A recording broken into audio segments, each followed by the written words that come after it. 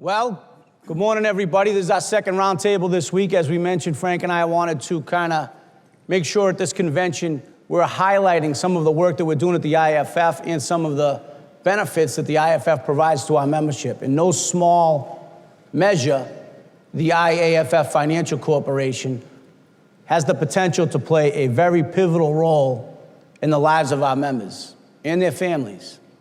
When you look at how we've reinvented the financial corporation, we've restructured the board of directors and brought in regional directors. We still have 4 DVPs that serve from the executive board. The board of directors is rounded out by our Chief Operating Officer, Becker, our Chief Financial Officer, Líma, and myself serving as the CEO. And what is important, I mentioned it yesterday in my speech, one of the reasons we had to restructure the board of directors is to ensure that the parent organization, the IAFF itself, which is the whole 100% owner of the financial corporation, which is our members, is a nonprofit in the IRS code. We have to make sure that a for-profit agency that's a subsidiary of the nonprofit, that there's a corporate veil to protect the nonprofit status of the IAFF. There's also tangible impact that having regional directors who are affiliate leaders from the field serving on the board of directors of the financial corporation to have greater reach and magnify our reach into our districts, to the locals, to the members. The ultimate target audience for the IAFF Financial Corporation is our brothers and sisters on the back step or in the front seat of an ambulance. And the financial corporation itself is a tremendous asset to the IAFF. However, we can do a lot more with it than we have traditionally. It's done great for us. You think about the dues, today's, Super Tuesday for the IAFF convention. We're going to do our per capita debates today on our resolutions. Money matters. We have a lot of our members that deserve to be far better paid than they currently are. So when we come in and raise dues, that squeezes families. And that's not something we take lightly. One of the things that the financial corporation, one of the ways the financial corporation benefits our membership and benefits our union is that revenue from the financial corporation offsets our dues. It takes pressure off the operating budget of the IAFF so we can deliver services to our members without charging them expense for it. And a couple of the new initiatives that are really groundbreaking for us in the IAFF that the Financial Corp has undertaken is our wealth management initiative. We know what a challenge behavioral health is to our members. And the 3 pillars, when we've looked into what drives suicide amongst our members, it's relationship issues, addiction issues, and financial issues, which more often than not are all tied together. And sometimes that financial pressure is what drives the behavioral health challenges. One thing we can certainly do better is try to educate our members. And I like to focus on our new members, but the fact of the matter is, no matter where you are in your life, having a professional weigh in and advise you on how you're structuring your financial life is very important. We have some members at retirement, quite frankly, have a well-deserved windfall from whether they're in a drop program or whether have significant comp time that they've built up over the course of their career or other, accrued leave benefits that get paid out in a one-time lump sum. That can be easily mismanaged. What the Wealth Management Initiative endeavors to do is to help educate our members, give them structure, teach them how to manage their wealth. And we could never quantify what impact that would have on behavioral health of our membership if we can capture our newer IAFF members, get their financial life structured properly. It may head off problems in 10, 20, even 30 years. So the Wealth Management Initiative is something that we're bringing in best-in-class services and offering them to our members at the best rates available. One of the other challenges that we know we all have is healthcare. It's a challenge for everybody, whether it's the standard of care. I know that our brothers and sisters in Canada have state healthcare, but we also know that the ultrasounds that are being furnished here at convention wouldn't traditionally be available up here in Canada. And I can tell you already, they have caught life-saving diagnoses in the last 2 days by scanning our members. It matters. Down in the States, affordability is a massive challenge. It's a massive challenge for our employers. We have many of our retirees, our retired members do not have health care eligibility through their employer, through the department that they work for. Many of them are forced to stay on later in life. Even if you're pension eligible after 30 or 35 years on the job, if you're not Medicare eligible, you can't afford to retire. That's a challenge for everybody.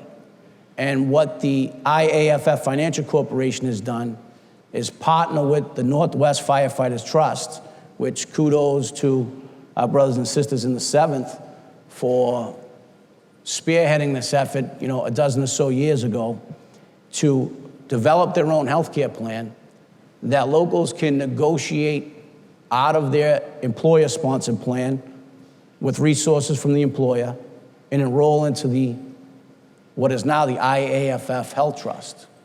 And a very important benefit component to that is the medical reimbursement plan, the MERP, that medical expense reimbursement plan that is available. That is something that pays great dividends that we'll dive into in a few minutes. So the work being done at the Financial Corporation can really change the lives of tens, if not hundreds of thousands of our members. So we're doing great work, and joining us on this stage with us today is, to my left, Corey Hogan, who is the vice president, the executive vice president of Local 2665, Eastern Missouri, one of our largest locals in the international, a very complex local with 70 different bargaining units within one local. They have about 2,600 members. Corey also serves as a legislative director with the Missouri State Council of Firefighters and does a tremendous job. Also, we have Greg Markley, who is a longtime leader in the IAFF, served as a secretary-treasurer of the Washington State Council of Firefighters for close to 20 years now, serves as the executive director of the MERP, as well as board of directors on the Health Trust, does a tremendous job, brings a lot to the dance for us getting this off the ground. We also have Doc, Doc Roberts, sorry about that, pal, who's also the president of Chula, Vista, California. One of the sharpest leaders we have in the IAFF, is a vice president in the CPF, California Professional Firefighters, as well as a strategic campaigner for the IAFF, and serves on the board of directors of the IAFF Financial Corporation. And Jimmy Estep, who is a president down in South Florida of the Miramar local. He's also a trustee on the multi-jurisdictional health trust plan down there. Now, interestingly, Jimmy actually went out and got his own certification as a financial planner about 10 years ago, recognizing the need as it emerged to him as an IAFF leader that our members needed this benefit. So this is going to be a very interesting roundtable. There's a lot here that you can learn and take back to your members, and I encourage you to do so. So with that, I'd like to ask the GST to please start us off with some questions. All right, thanks, GP. My first question is to Brother Markley over here. And one of the biggest crises we face in the fire service is our retirees and health care for retirees, especially before Medicare age. So how will the medical expense reimbursement plan help our IAFF members?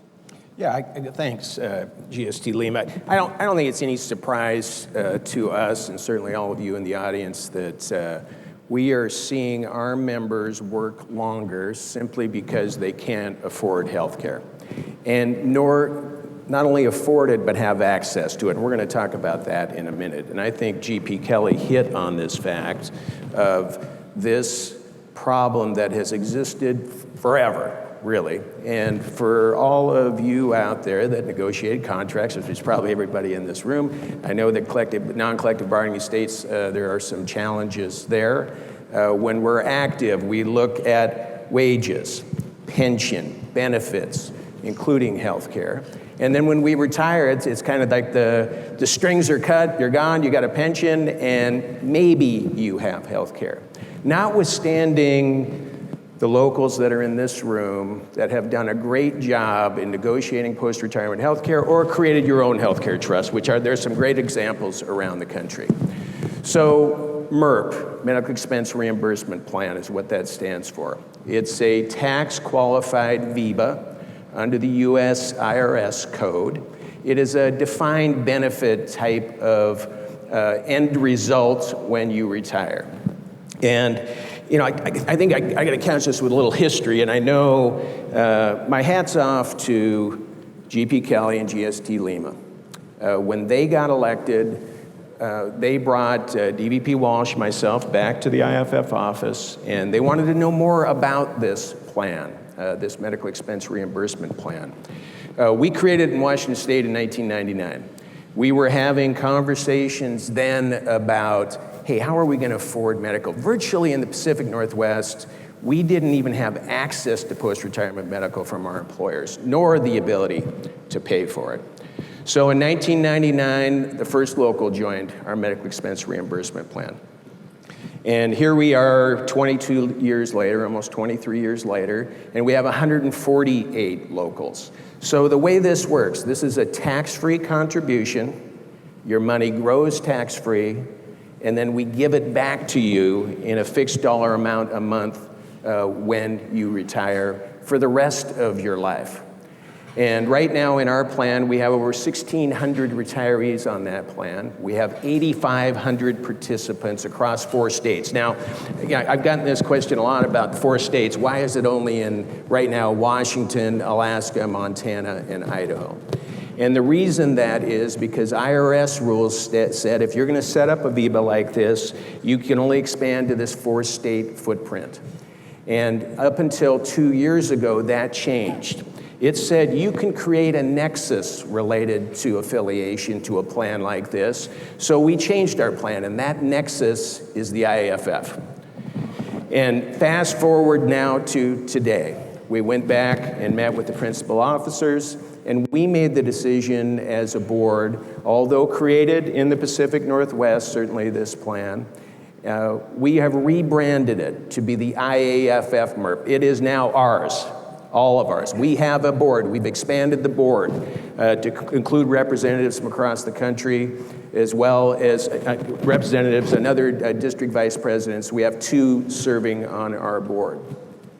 And I think the important thing here is this is just another tool in your toolbox for negotiation in the future.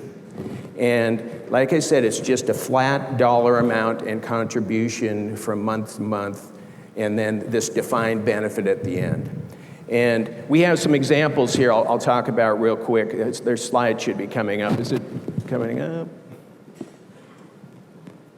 There it is. Okay, so just very quickly to give you an idea of the impact this has. So let's just make the assumption that you decided to make a contribution into your HRA VEBA of $200 a month, and you did that for 18 years. At the end of that time, and let's make this assumption that that money grew by 5% as well. So at the end of that, then 18 years, you'd have about $69,000 in change. Now let's make an assumption that as a single, let's say for medical premiums, let me grab my slides so I'll have it here. You then had to withdraw roughly $8,500 a year. So during your 8th year, that money would be gone in your HRA VEBA. Now let's talk about MERP. Same assumption, $200 into MERP for 18 years. In this case, you would have contributed $43,200. But we're going to make the assumption that you're going to live for 30 years. Remember your HRA Viva, it was gone in just over 8 years. So you live for 30 years, and then we can see what the total amount of money you'd earned. You would have received over $255,000 tax-free. Now, under this assumption, the assumption I'm using in the formula that we're using, basically your dollar amount would be $708 and change a month. That would be your benefit. And for those of you thinking, well, I don't know, $200, that's, maybe that's too much. This is completely scalable. If you did $100, it would be half of these numbers. So we are very happy, and you'll see the difference on this last slide as far as what you would have received, how much more you would have received, $185,000 more by doing this. I think when we describe it, it's a no-brainer. And we are so happy to have rebranded this program and to make it available to everyone in the IAFF.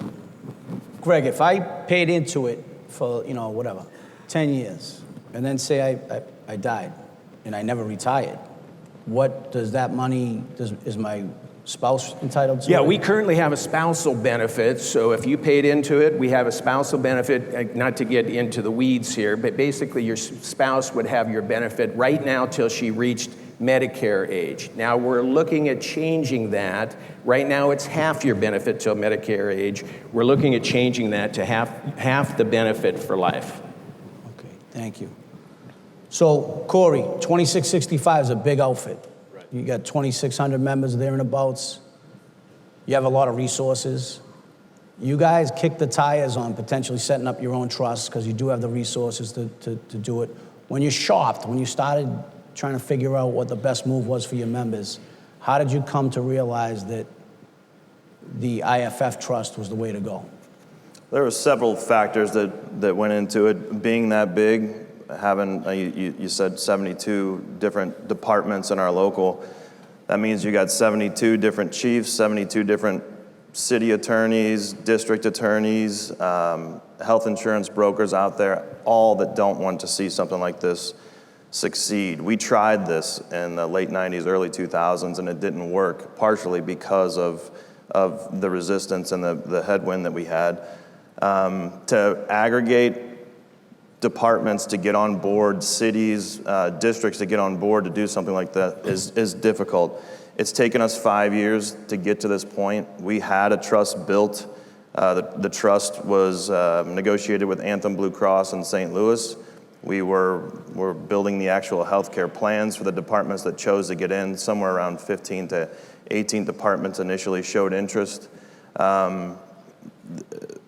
We went down to Alts in January, met with Kurt, who obviously is a member of our local, for those of you guys that don't know, and Greg Markley, and we talked about the IAFF taking over the Northwest Trust and some of the benefits, the MERP.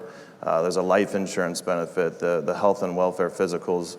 But the two main reasons is when you start your own self-insured trust, there's sharks out there that don't want it to succeed. There's doubters out there that don't want it to succeed. But the biggest hurdle you face is owning that risk, that claims risk, for the first few years until you get your reserve built up. Leaning up against the 3,000 lives that the IAFF had already established in that the Northwest IAFF Trust, we could kind of spread that risk out over the entire, the other 3,000 brothers and sisters out there, and it would help absorb it. The second reason is price. We worked on this for 18 months with Anthem Blue Cross in St. Louis, and the best price that we could negotiate was 8% more expensive than the IAFF. So all of those factors and the peripheral ancillary benefits made it a no-brainer. The only problem was we had to come back from Alts with a July 1 rollout and switch gears. The IAFF Health and Welfare Trust had to learn how complex our local was. We got it done in 4 months. We rolled it out July 1. There were some hiccups, but ultimately it was a smooth process. We've been live for over a month now, and we're hoping for the best. It's our best shot at fixing healthcare for our retirees and the cost that our agencies are getting from these providers and the fully insured world. Go ahead. Yeah, my hat's off to Brother Hogan and Local 2665. They could have gone another direction, but Corey hit right on that point about, okay, how are we going to have a backstop in case we have a bad year's experience related to being self-insured? And this is now, then, we talked about MERP, and I forgot about MERP. At one point that's very important. No matter how long you pay into it or how much you pay into it, you get your principal back in 61 months after you retire. Okay, then fast forward to what Corey just talked about. We created our healthcare plan in 2013 with this thought in mind. One, let's create a way for us all to pay for it. Two, now let's create a plan that we have access to. And that's exactly what we've done. We have a similar board, same board structure. We have now rebranded it to be the IAFF Health and Wellness Trust.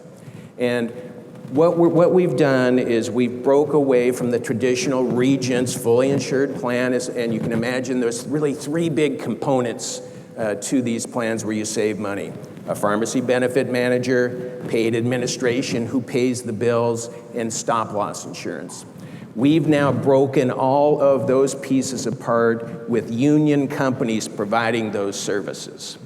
And we've saved our plan over $2 million a year in aggregate on just with breaking those things out alone.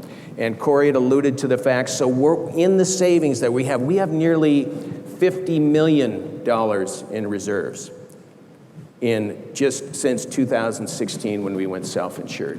So we're using that money to hold down premium increases and to supplement our retirees on the plan. Now, to then participate at a pre-65 retiree, your local has to participate in the plan. We're working on trying to solve those things, and I know the IAFF has been working on trying to solve that as well. And we're looking forward to solutions on that. If you're not in the medical plan, can we create something else? So we are, again, very happy for the opportunity to rebrand it to the Health and Wellness Trust. We're using our reserves. You all have heard this 1582, 1583 physical, and how difficult it is for some of our employers to even pay for it, let alone offer it. We've embedded that now in this healthcare plan. We've created things. We have a healthcare plan that has a life insurance benefit, that has a critical care insurance benefit. And we've done that because this was created by firefighters for all of us firefighters, and it's run by firefighters forever.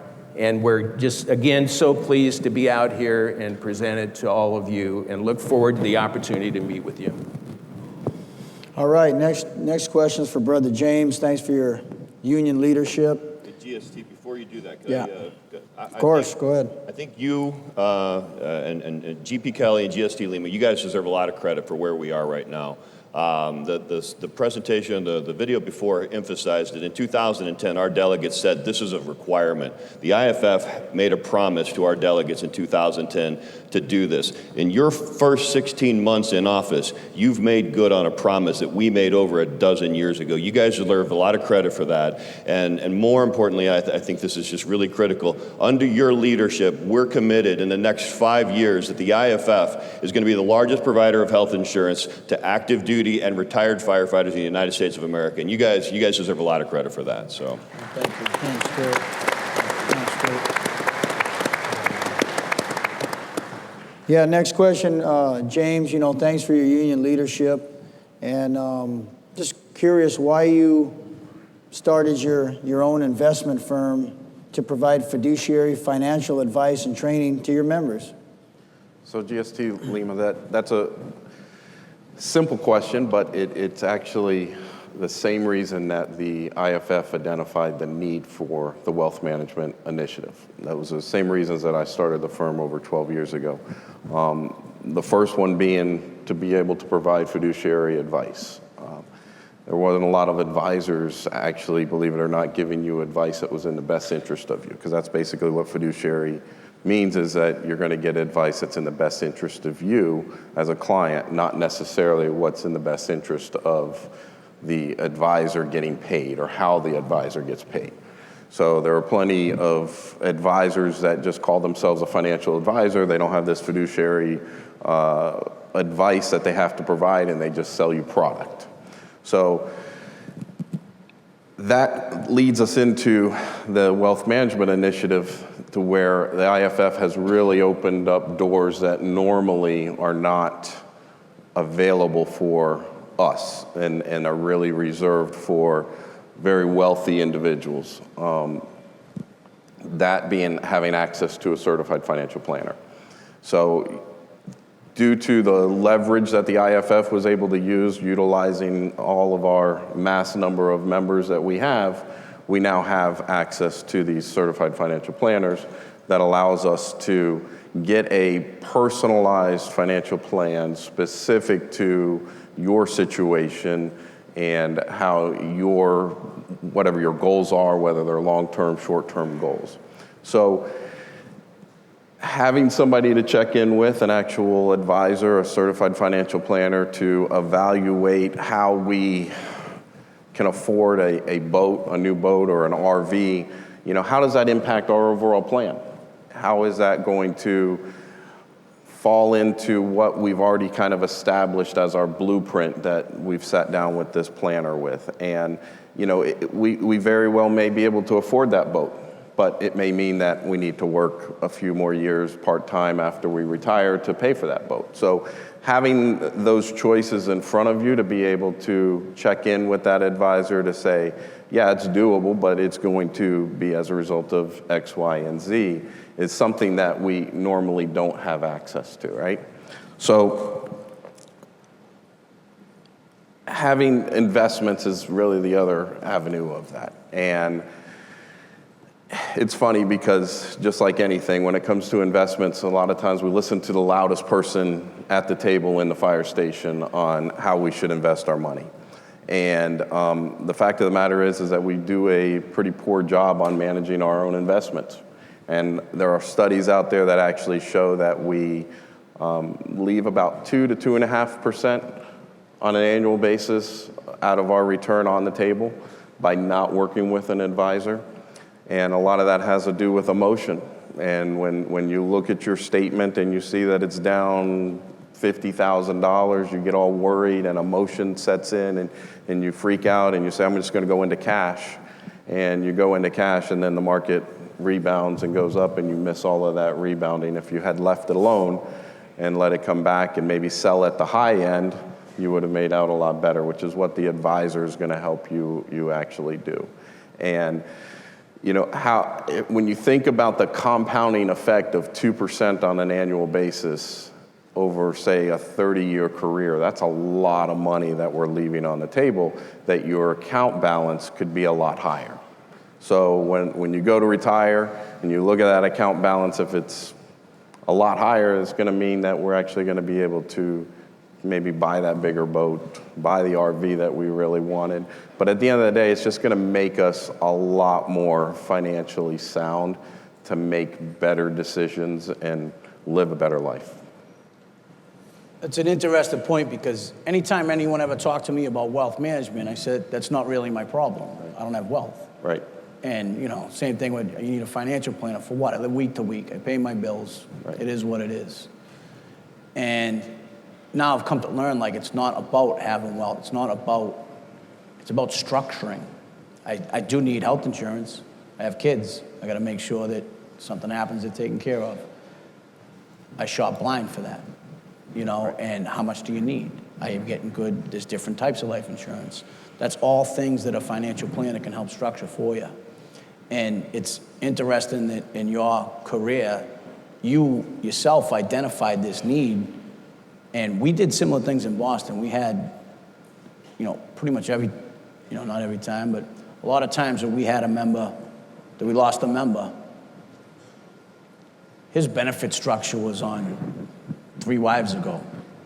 And, everything would be completely a mess. We've had, widows with 4 or 5 kids with a deceased member that was getting nothing because didn't have their benefit structure put in place. We put in an estate planning model because the need is there. for you to identify the need for this by dealing with your own members to see that they could do a better job. You've gotten a good view of how firefighters utilize financial planning and wealth management. When you look at what the IAFF Financial Corps has structured for what our strategy is to offer to the members, how do you think, knowing that you've been dealing with this with your own firefighters for the last decade or so, how do you think the plan that we have structured meets the needs of a firefighter?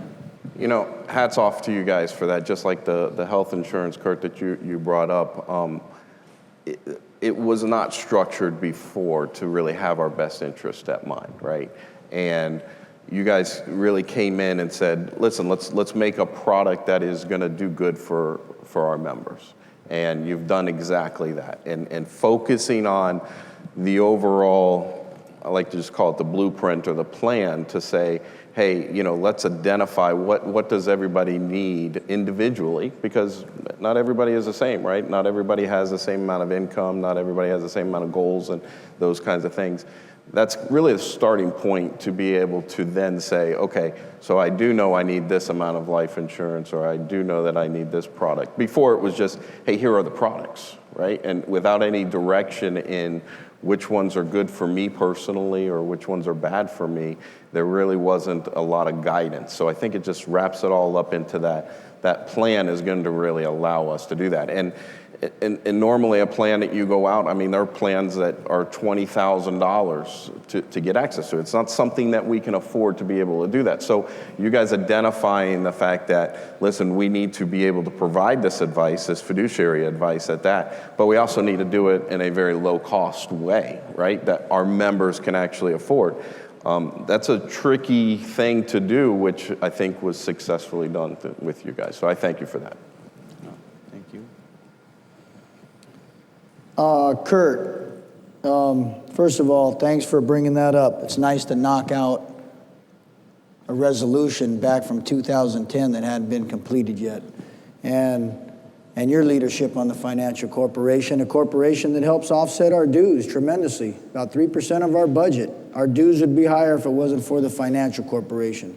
And we talked about it the other day, can you briefly explain the 15 times 5 program? Yeah, so this, thank you, GST Líma. And before I jump on that, right, today we're at about 3% of the IAFF's budget. Our goal is, within the next 5 years or so, to grow the IAFF Financial Corporation's contribution to the IAFF to a point where we impact positively the IAFF's budget by about 10%. And I think we can achieve that if we all work together and throw our shoulders into programs like the MERP, the Health Trust, the Wealth Management Initiative, and that's a big deal. Our goal is when we get together in 2028 or 2030, maybe our Tuesday doesn't have too many per caps because the contribution the financial corporation is making is offsetting the cost of those programs, and I think we can achieve that.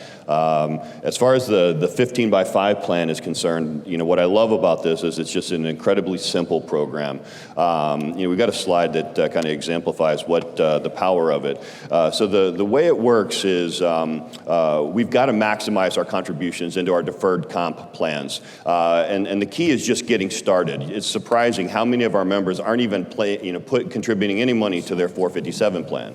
But as you can see up here on the screen, if you've got a 25-year-old kid, he's just coming on the job, and year one, right out of the gate, he puts 5% into his 457 plan. And then every year after that, when he gets a raise, he takes 2% of that raise and throws that into his 457 plan.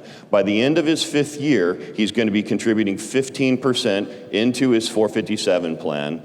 And he won't even feel it because every single one of those contributions comes in line with one of his raises. And so this kid coming on the job at 25 years old, making $50,000 a year, after 25 years following that 15 by 5 plan, he'll be able to retire at about age 50 with over $600,000 sitting in his 457 plan. And again, it's an easy lift because you're not digging into your pocket. You're making contributions that you don't even feel. And this is how we change the culture in our industry. I think it's going to be a huge game changer for our members. On your table, there's a QR code that you can use your phone and scan that, and it'll take you right to that 15x5 calculator. You can input your own information in there and see how following that 15x5 plan will impact you or will impact one of your members. So that's the 15x5 plan in a nutshell there, GST. That's a pretty good strategy. Doc, you deal with a lot of our newer guys coming on that kind of fit that model. How do you think we'd be successful educating them in this 15x5? How do you think it'll impact us going forward if we can get newer members enrolled in it? Yeah, thanks, GB Kelly. I think the biggest thing is the simplicity of it. I wish I had gone back 24 years ago, graduate from the academy, go and sit down. Here's the IFF, here's a financial advisor, here's a program that sets us up for success, as we just saw on the screen. We're excited. We're going to roll this initiative out for our new hires. We're having 25 new firefighters coming on board. This will be union orientation night, but it's going to take effort. As we've all discussed, you go talk to somebody on ladder 2 who's pretty good with finances, and you're getting all of this information and guidance and leadership from a non-fiduciary. That changes with our program. But instead, we have to change our culture. Instead of these conversations about, you can go to any fire station in California that's either a new Chevy, a new Ford, a Toyota, if you're in San Diego. We have to have these discussions in our culture about ensuring that our financial stability and wellness is important, and that takes leadership. And that's what we're doing here today. I think the 15x5 initiative is going to be a game changer, but as leaders, we need to drive that information and make sure that we're all committing to that plan and moving it forward. That's, I agree with you, Doc. If we focus on our next generation coming on the job and knowing after looking at Bay State and Mass Mutual, which is our partners that are nationwide financial planning and wealth management, best in class outfit, they have a tool that can kind of, it's heavily encrypted. It's kind of like having a safety deposit box that can warehouse all of your financial data, all of your information, your wills, your trusts, etc. And the way I see this rolling out, if we can capture the probies coming on the job, as they're in the firehouse, kind of showing people how it works, which is inevitable. Yep. Members that didn't have access to it through their orientation coming on the job will see the benefit of it and hopefully enroll themselves and see the benefit of it, and it'll help them. And the other thing I want to point out is Bay State Financial and Mass Mutual, when we spoke to them, one of the things that we identified was that when our brothers or sisters are killed in the line of duty, oftentimes the PSOB benefit from the federal government. Some states have PSOB benefits. Hopefully there's personal life insurance. There is overwhelming decisions to be made. And I know from my experience, having a trusted resource, more often than not, it's, someone in the firehouse's cousin or some uncle or something. They go, oh yeah, he does wealth management, go talk to that guy. They're gonna do that for any of our survivors at zero cost. And it's important to know, just like when we deal with any of our other partners, whether it's Liberty Mutual and insurance or anyone else, when IAFF members have a problem, we could pick up the phone. And they know that we're calling with the strength of 330,000 either potential customers or a lot of customers. And we usually get great customer service when we do. So one thing I believe and feel comfortable saying is we can guarantee that any of our survivors that utilize this wealth management program and the fiduciaries, which means they have an obligation to the client. And there's a difference there in that world. Not all of them do. And we can guarantee, just about feel comfortable saying it, that they are gonna get the best advice for them, not for the person who could potentially make in a percentage or two off of where they tell them to put their money. So I think that's also a great benefit for, our survivors. So that's a good thing.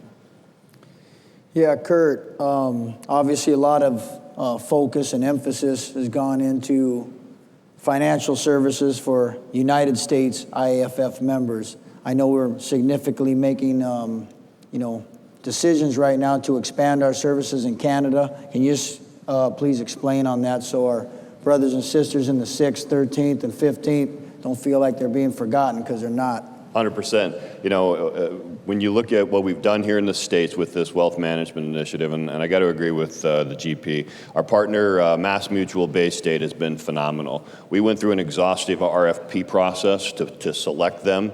And not only are our survivors going to be getting those line of duty, our survivors going to be getting those services for free, but the vault that you talked about, that's a free service to all of our members. The investment aggregator, take all of your accounts, put them into one app. That's a free service. Sit down with these guys, have a comprehensive conversation. That's a free service. That's what we can do when we leverage the power of 330,000 IFF members across North America, and we're doing the exact same thing up here in Canada. For too long, we have not paid enough attention to our Canadian brothers and sisters, so we mirrored that RFP that we went through in the United States, and we're going through the exact same process up here in Canada. One of the things that I was really proud of is our team put together a comprehensive survey in both English and French that we had phenomenal responses from our Canadian brothers and sisters, giving us advice on the kind of services that they want, how they want to receive them, et cetera. And so we sent an RFP out to every major bank in Canada, every major insurance company in Canada. We have a focus group here, and I got to tip my hat to DVP Carter, Sean McManus, Frank Ramignano, Rob Weeks out of Vancouver. They really were the nucleus of our Canadian focus group, and we're in the tail end of this thing now, and our goal is at our September Board of Directors meeting to make a recommendation to the Financial Corps Board about a whole new package of programs for our Canadian brothers and sisters. It includes comprehensive financial planning, life insurance products, travel insurance, as well as expanded property and casualty insurance programs. So, it's been a long time coming for us to pay the kind of attention to our Canadian members as we have to our U.S. members. But again, under the leadership of you two guys, in the first 16 months of your administration, you've not only met our needs for healthcare, not only met our needs for wealth management here in the States, but also up here in Canada. So hats off to you guys. Well, listen, I appreciate you throwing us some kudos, and I know Frankie agrees with me that without the energy, vision, and what you've brought to the table with your, business school, going through business school, being a firefighter, being a union leader, being, DFSR and the IFF for many years. You know our members, and you also had a great vision for where we can go with this. And you deserve great credit, and we've also brought incredible people on board at the IFF Financial Corporation, and a lot of our strategy deserves credit to the staff, including Jack Hughes, who's our Director of Investment. On the insurance side, Sarah McMullen, who's running the insurance. Moira James really deserves the most credit in the world. Moira's been with the Financial Corps for 5 or 6 years, maybe 7 years now, and really has been a real backbone of transitioning all of us and making sure that we're doing a good job. And I give them all great credit. And Jenny Haney, that's working with us through the Financial Corporation, helping us work on the foundation. We've got a great team budding, and Brian Jeffries also has been a great assistance running our task force and bringing some change with us. But I'd also like to thank the Roundtable, our participants. Jimmy, thank you so much for offering your wisdom and your experience, and Doc, what you bring to the dance and your energy, as well as Greg, what an incredible program between the MERP and the Health Trust that you guys have put together that we're bringing nationwide. And Corey, your experience dealing with the Health Trust and shopping it out there and how it works. And we also have great partners. We came in, we made sure we shopped. That's one thing that we're doing at the IAFF is we're going to market, making sure we're paying fair market value and getting good services. And our partners at Nationwide, who have been with us a long time, we have about 15 billion, 16 billion. 15 approaching $16 billion in our deferred comp management through Nationwide, through the IAFF Corporation, that does a great job. And we mentioned Bay State Financial, very good to work with, professional, trusted. They're going to do great work for us. On the insurance side, NTA Life, that's been with us for a while now. MetLife, that's got a great product for us, as well as our mortgage product with Cross Country. So we have a lot going on. The financial corporations, we're gonna reset what being an IAFF member is through the financial corporation. So come along for the ride. We're doing great things. Bring it back to your members. It'll benefit them. Thank you all for being here, and on behalf of the GST and I, thanks so much.